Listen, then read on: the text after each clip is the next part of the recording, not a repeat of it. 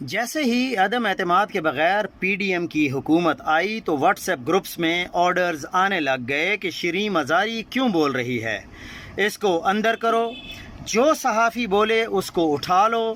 اس کے بعد حکومت کے بارے میں اتنی نفرت پیدا ہو گئی کہ 17 جولائی کو 20 سیٹوں پر ضمنی الیکشن ہوئے۔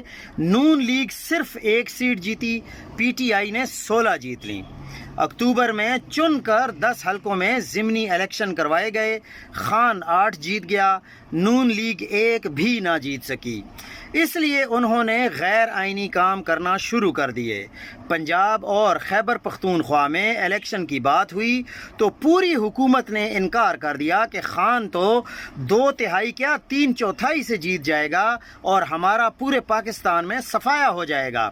قومی اسمبلی کے انتخابات 6 مہینے دیر سے کروائے تاکہ قاضی فائز عیسیٰ کی سہولت کاری کے لیے آ جائے اور وہ نواز شریف کو پھر پاکستان میں لے آئے، اور پھر کس طرح نواز شریف کا ایئرپورٹ پہ سپریم کورٹ کی یا اسلام آباد ہائی کورٹ کی جو انتظامیہ تھی انہوں نے کیسے استقبال کیا، کیسے فنگر پرنٹ کی مشین لے جائی گئی ادھر ایئرپورٹ پر۔